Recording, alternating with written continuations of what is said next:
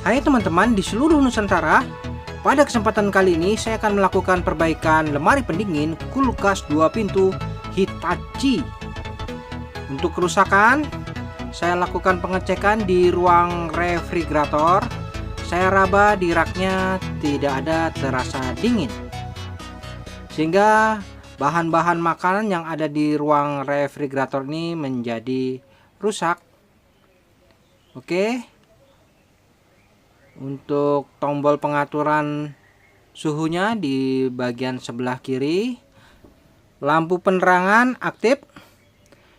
Untuk modelnya bisa kita lihat yaitu RZG47E GD1, harusnya di 1,5 ampere, menggunakan refrigerant R134A.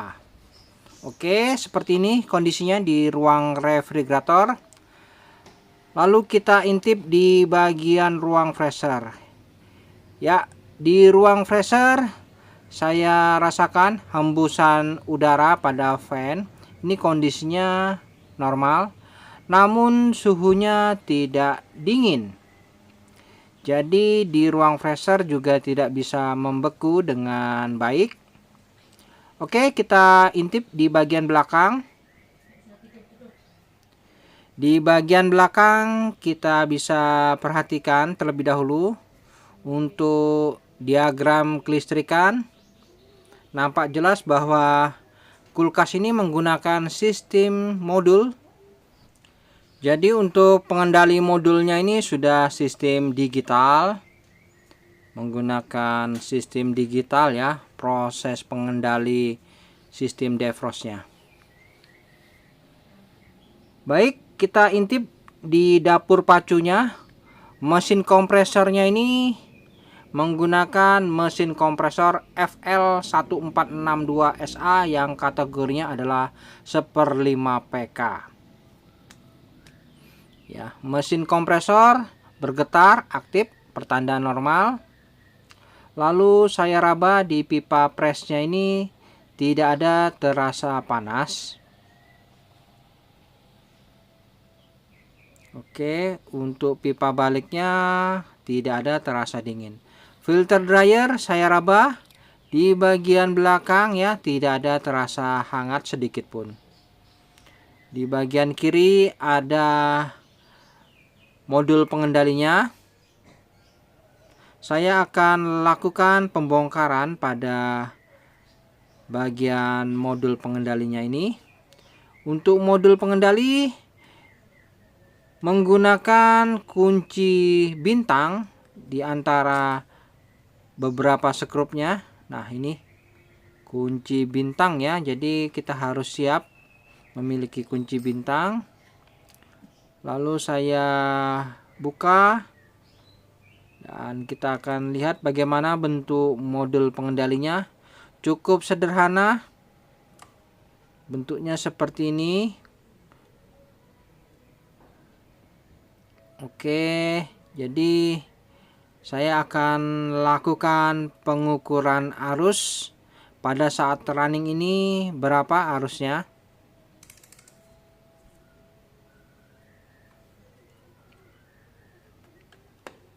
Saya ambil sebagian kabel fase atau netral. Saya akan ukur berapa arusnya, yaitu di 0,8 ampere. Jadi yang pasti ini tidak ada kandungan gas freon. Untuk arus normalnya yaitu di 1,5 ampere. Sedangkan saya ukur hanya 0,8. Oke. Di mana letak kebocoran sistem? Yang pertama kita cek dulu di bagian penampungan air.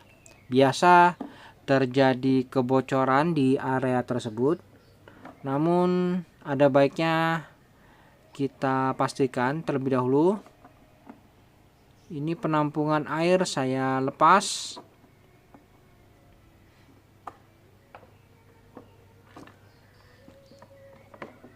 Oke, untuk penampungan air ya, nampak terlihat ada genangan air, menandakan sistem defrostnya berfungsi, tidak ada masalah.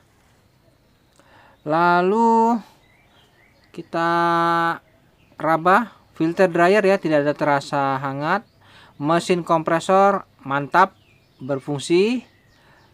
Kemudian kita akan lihat di bagian pipa rendamnya ini nampak terdapat bercak oli. Nah, di sini kita sudah dapat kesimpulan bahwa di area pipa rendamnya ini terjadi kebocoran. Oke, di sini ya kira-kira ada kebocoran di pipa rendamnya ini. Jadi saya akan pastikan apakah memang benar di situ. Selanjutnya saya cabut dulu unitnya ini, saya matikan. Oke, sudah saya cabut. Selanjutnya saya akan potong pipa pengisian freon ini.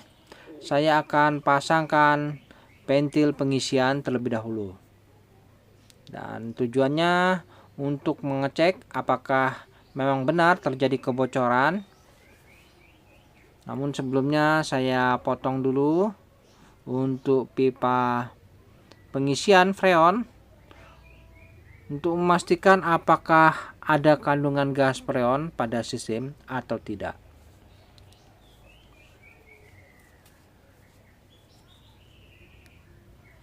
Oke, saya potong dulu untuk jalur pipa pengisian freon. Dan di sini kita lihat apakah ada kandungan gas freon. Oke, ada kandungan gas freon, namun kondisinya tidak begitu banyak. Jadi sebagian itu sudah habis keluar dan ini hanyalah freon sisa saja. Oke, saya kosongkan dulu sisa gas freon yang ada pada sistem.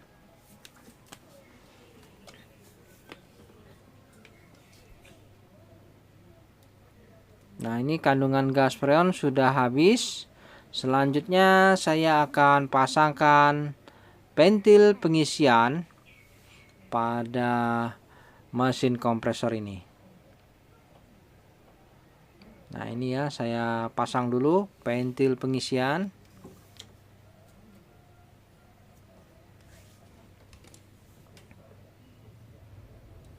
Oke. Untuk memastikan benar ada kebocoran, saya pasang dulu ventil pengisian pada mesin kompresor ini. Lalu saya akan lakukan pengelasan. Saya gunakan las portable saja.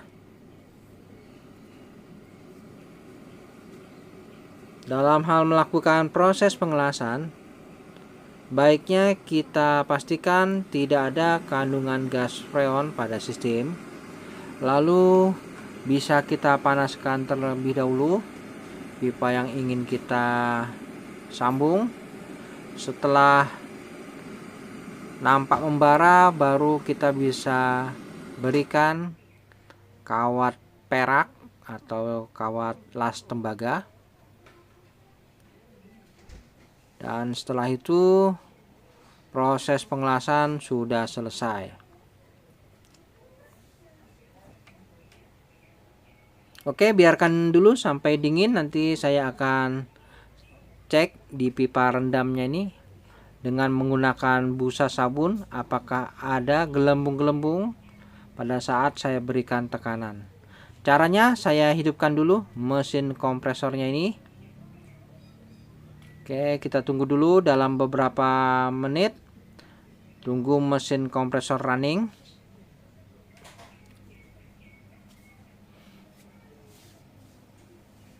Oke ya. Kita tunggu dulu sampai mesin kompresor aktif.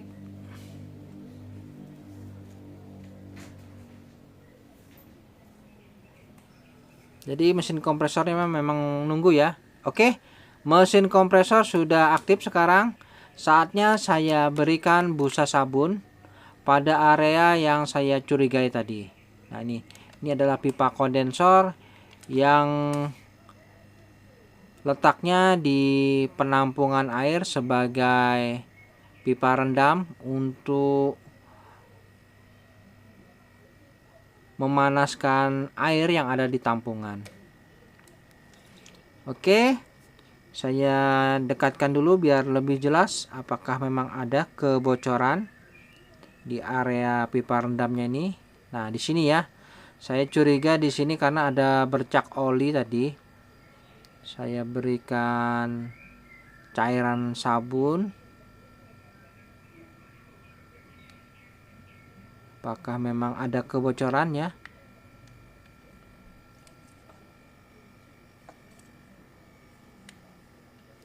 Oke, benar teman-teman ya.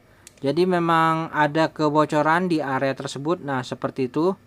Jadi sudah pasti kerusakannya jelas ya. Hanya di bagian pipa rendamnya ini mengalami kebocoran. Sehingga kandungan gas freonnya berkurang, kulkas ini menjadi tidak dingin. Untuk mengatasi, saya cabut dulu sumbernya dan saya akan lakukan penambalan pada pipa yang bocor ini. Sebelum dilakukan pengelasan, pada lapisannya ini harus saya kupas terlebih dahulu untuk mempermudah dalam hal proses pengelasan. Nah, ini dilapisi oleh sejenis plastik ya. Oke, saya bersihkan dulu.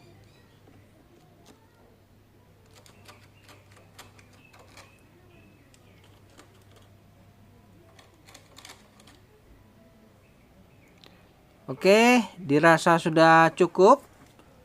Untuk pipa rendamnya ini kita bersihkan. Nampak jelas lubangnya cukup besar ya. Nah, ini yang mengakibatkan gas freonnya berkurang karena terjadi kebocoran di pipa rendamnya ini. Selanjutnya tinggal dilakukan pengelasan saja. Pastikan proses pengelasan ini kita lakukan secara baik dan benar. Jangan sampai ada kebocoran sedikit pun di area yang lain.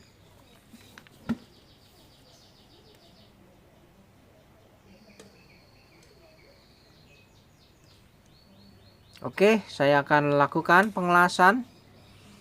Caranya ya sama seperti tadi. Kita panaskan di area yang ingin kita tutup. Biarkan pipa ini membara, lalu kita oleskan kawat perak atau kawat tembaga ini.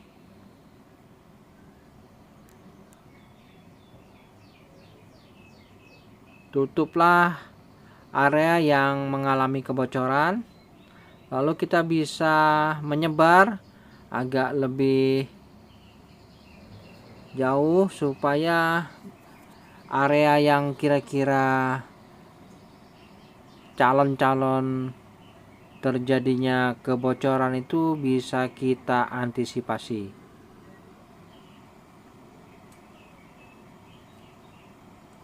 Nah, seperti ini ya. Saya tutup dan saya perluas proses pengelasan untuk menghindari kebocoran susulan di area yang lain.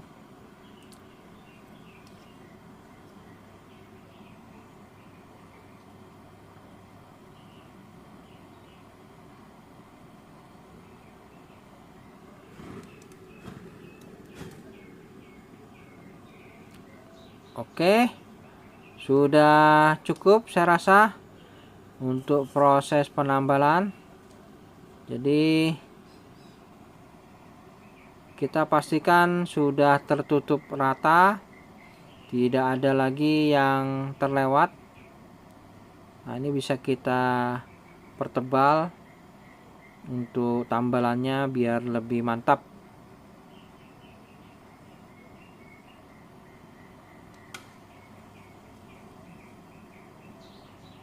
Oke, sudah matang dan saya rasa sudah cukup. Nah, seperti ini.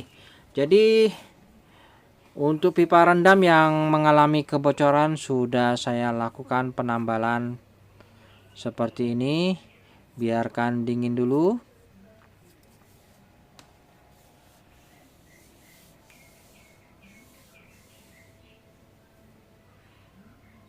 Oke, selanjutnya kita biarkan.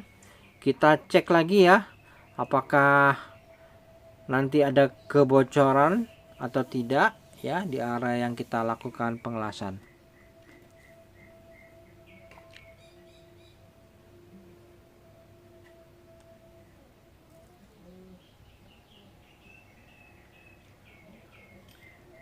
Oke, saatnya saya lakukan pengetesan apakah masih ada kebocoran pada area tersebut. Saya hidupkan unit kulkasnya, kita tunggu dalam beberapa menit ya. Pastikan mesin kompresor bekerja. Oke, mesin kompresor bekerja, kita lakukan pengetesan kembali. Apakah sudah yakin aman, tidak ada kebocoran?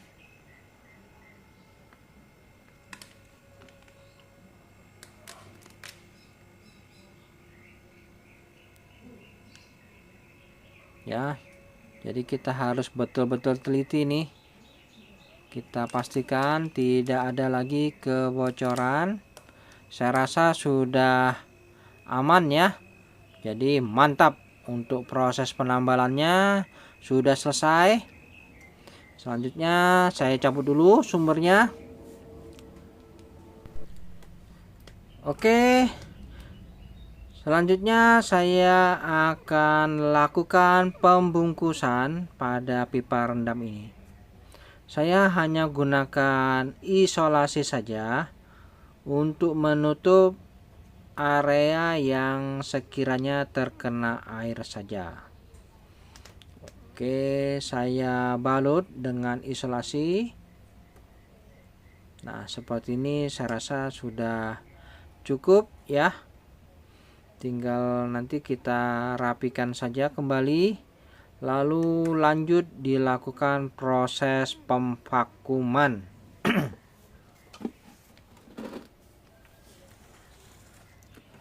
Oke, untuk proses pemvakuman, yang mana di bagian filter dryer ini saya harus buatkan saluran pembuangan udara. Oke, letaknya di bagian belakang ya, jadi saya harus keluarkan terlebih dahulu filter dryer ini. Nah, ini filter dryernya ini di bagian pangkal pipa kondensornya ini terdapat pipa pembuangan. Saya akan berikan sedikit pipa kapiler pada pipa tersebut.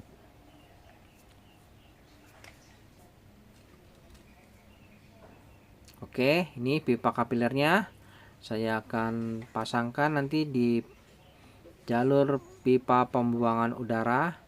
Untuk pipa ini sebenarnya ini fungsinya adalah sebagai proses vakum. Jadi proses vakumnya itu ada di bagian filter dryer dan sebagian lagi di jalur pipa kompresor, sehingga proses pemvakumannya itu menjadi lebih maksimal. Namun apabila teman-teman ingin melakukan hal tersebut, ya saya rasa lebih baik ya dilakukan double vakum di area filter dryer dan mesin kompresor.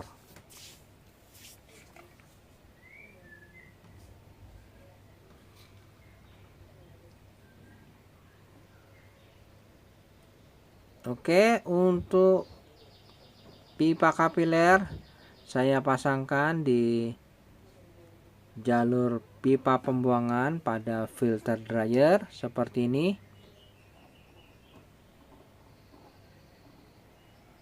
Lalu saya akan lakukan proses pengelasan.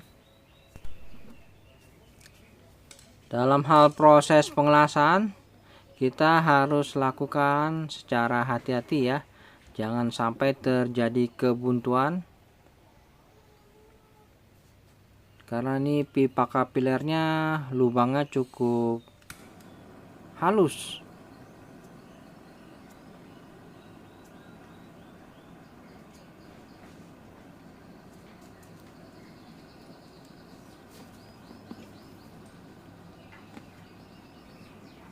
Oke, saya lakukan proses pengelasan terlebih dahulu pada jalur pipa pembuangan. Nah, ini apabila sudah terlihat membara, baru kita berikan kawat las. Dan ini prosesnya harus dilakukan cepat ya, jangan terlalu lama. Khawatirnya itu pipa kapilernya ini akan tertutup dan mengakibatkan kebuntuan.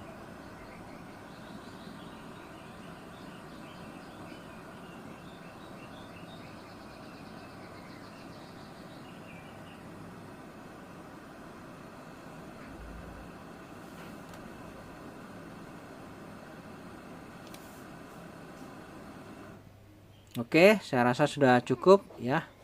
Dan untuk melihat hasilnya cukup kita lihat dari ujung pipa kapiler. Apabila ada keluar asap itu pertanda aman, tidak buntu. Oke, selanjutnya saya akan lakukan proses pemvakuman, yang mana saya hidupkan dulu unit kulkasnya ini.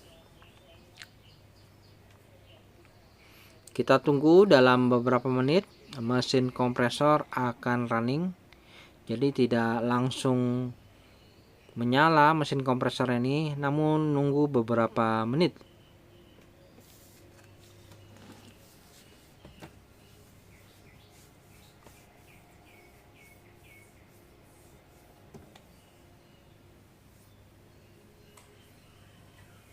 Oke, mesin kompresor sudah aktif. Ada hembusan udara yang keluar pada jalur pembuangan pipa kapiler. Nah, ini ya. Kemudian kita akan running terlebih dahulu supaya tidak panas. Kemudian saya pasang spuyer pentil pengisian.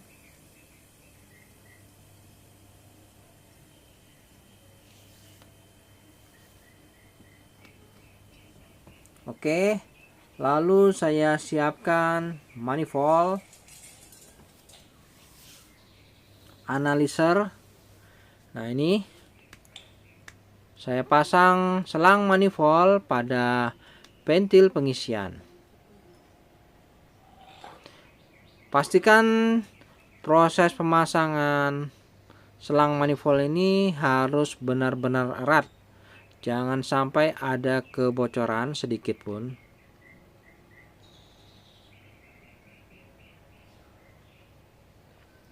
Oke, selanjutnya keran manifold kita buka dulu ya untuk memastikan apakah berfungsi. Ya. Lalu kita tutup kembali. Jarum manifold akan turun menuju di skala minus 30 PSI.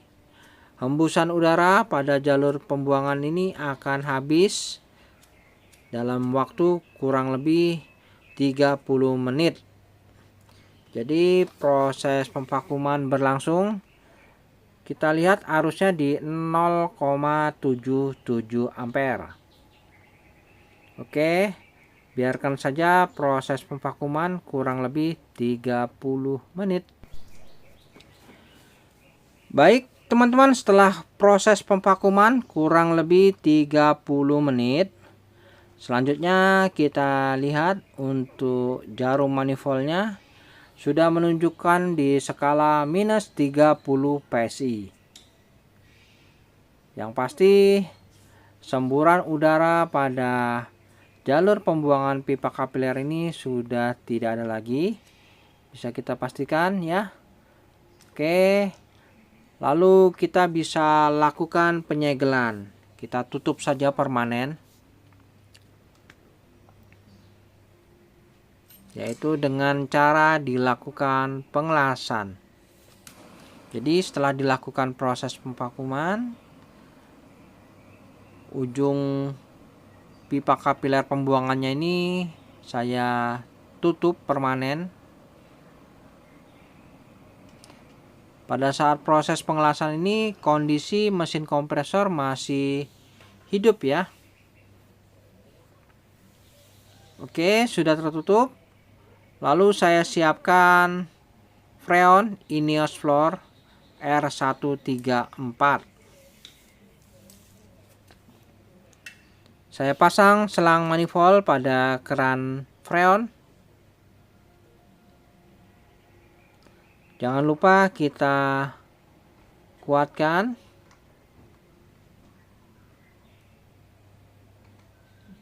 Oke. Lalu kita buka keran freonnya nih.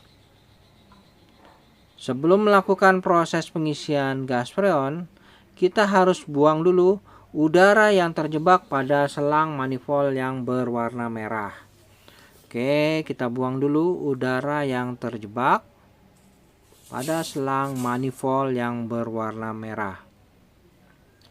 Selanjutnya, setelah itu baru kita bisa lakukan proses pengisian freon. Oke, keran manifold saya buka dan proses pengisian freon berlangsung. Nah, ini. Lakukan proses pengisian gas freon ini secara bertahap hingga mencapai di skala 10 PSI.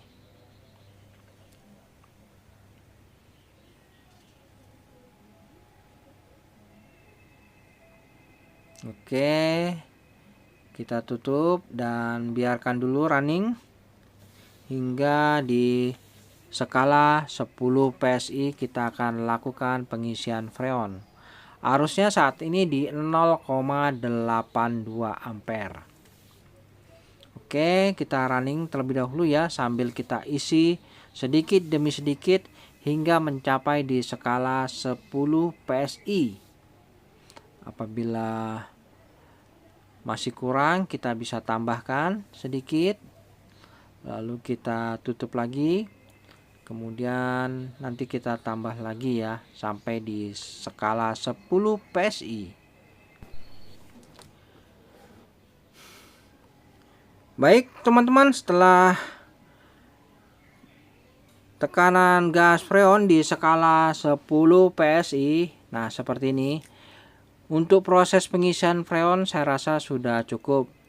Bisa kita lihat dari arusnya saat ini menunjukkan di 1,06 ampere ya, masih di bawah nameplate yang harusnya di 1,5. Filter dryer saya raba terasa hangat, mantap. Oke, jadi untuk proses pengisian gas freon sudah cukup. Tinggal kita rapikan saja peletakan dari filter dryer ini. Oke, untuk modul pengendalinya juga bisa kita rapikan saja. Oke, jadi untuk proses pengisian freonnya sudah cukup. Penampungan air sudah saya bersihkan. Nah, di sini ya, saya buatkan lubang supaya bisa menyeberang agar proses pemanasan ini bisa benar-benar stabil.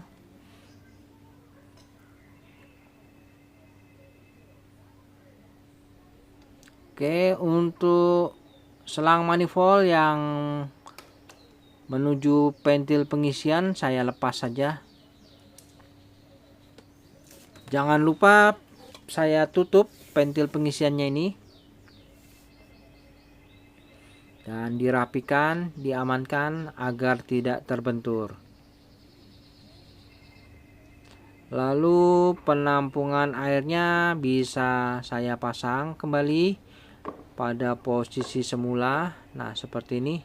Jangan lupa disekrup kembali ya. Oke. Penampungan airnya sudah saya berikan lubang nyebrang ke sebelahnya supaya aliran airnya ini bisa terbagi merata.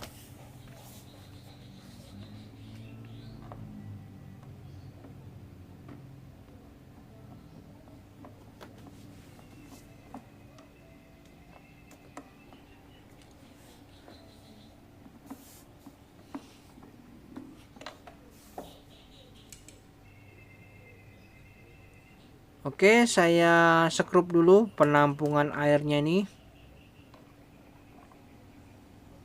Jadi untuk perbaikan kulkas 2 pintu ini saya rasa sudah selesai. Tinggal kita rapikan dan nanti kita lihat ya hasilnya bagaimana. Nah, ini ya. Harusnya di 1,03 ampere. Kemudian saya rapikan kembali box modul pengendalinya ini.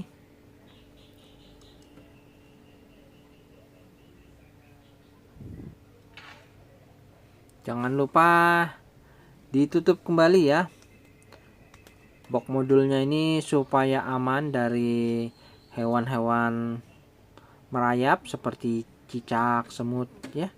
Jadi kita harus tutup kembali dengan sempurna.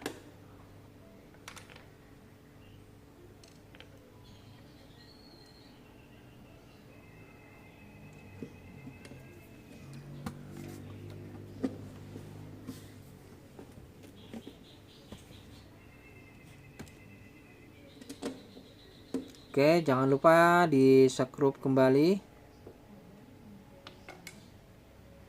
Nah, begini ya, jadi sudah selesai. Saya rapikan dan kita akan raba. Untuk dindingnya terasa hangat, mantap. Lalu kita akan lihat bagaimana kondisi di ruang freezer maupun ruang refrigerator. Oke, dindingnya saya raba terasa hangat, mantap.